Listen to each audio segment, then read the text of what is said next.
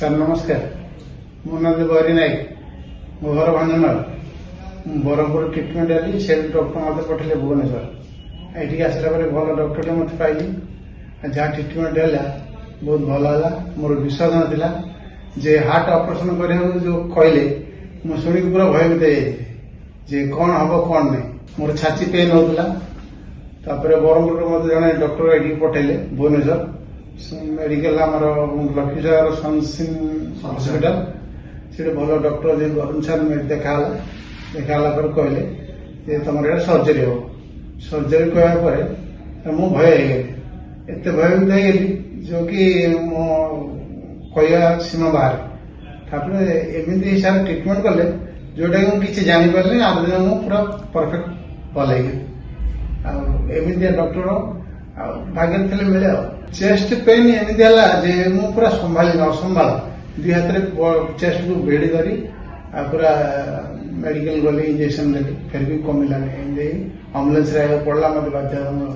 Open heart surgery ବିଷୟରେ sir ଯେତେବେଳେ କହିଲେ ପୁରା ଭୟଭୀତ ହେଇଥିଲେ। ସାର୍ ପୁରା ବୁଝାବୁଝି କଲେ ଯେ ନାଇଁ କିଛି ହବନି, ଆରାମସେ ଅସୁବିଧା ହବନି, ଆମର ସବୁ ଠିକ ହେଇଯିବ। ଏମିତି ସାର୍ ବୁଝେଇଲେ ବାଧ୍ୟତାମୂଳକ ମୁଁ ରାଜି ହେଲି। ନହେଲେ ସାର୍ ଯୋଉ ହିସାବରେ କହିଥିଲେ ରାଜି ହେବା କଥା ନଥିଲା। ତେଣୁକରି ସାର୍ ଏମିତି ଟ୍ରିଟମେଣ୍ଟ କରୁଛନ୍ତି, ଯାହା କିଛି କରୁଛନ୍ତି ଆଉ ପୁରା ଭଲ ହେଇଯାଇଛି। ଆୟୁଷରେ ଯେତିକି ଷ୍ଟାଫ୍ ଥିଲେ ଦିଦିମାନେ ସମସ୍ତେ ଭଲ।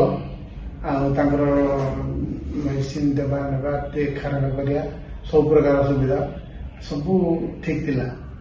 ତେଣୁକରି ମୁଁ ଆଜି ଏ ପରିସ୍ଥିତିରେ ଅଛି।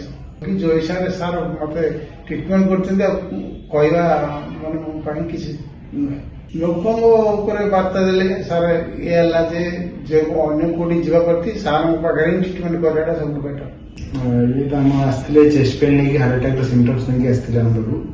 ତାପରେ ଆମର ଆଞ୍ଜିଓଗ୍ରାମ କଲେ ଏଠି ସାଙ୍ଗେ। ତାପରେ ଆମର ତାଙ୍କର ମଲ୍ଟିପୁଲ ବ୍ଲକେଜ ବାହାରିଲା, ଯୋଉଟାକି ଆମର ଡିଜିଜ୍ ପ୍ୟାଟର୍ନ ଜଣା ପଡ଼ିଲା କି ଯାହାକୁ ବାଇପାସ୍ ସର୍ଜରୀ ହିଁ ଦରକାର। ତ ଆମେ ତାଙ୍କର ବାଇପାସ୍ ସର୍ଜରୀ କଲୁ।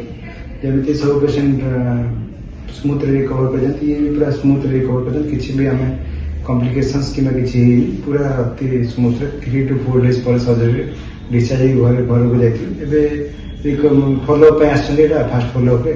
ଏବେ ସର୍ଜରୀ ବୋଧେ ମାତ୍ର 10 to 12 days ହେଉଛି, 12 ଦିନ 15 ଦିନ ହେଉଛି। ଠିକ୍ ଅଛନ୍ତି, ସୁସ୍ଥ ଅଛନ୍ତି।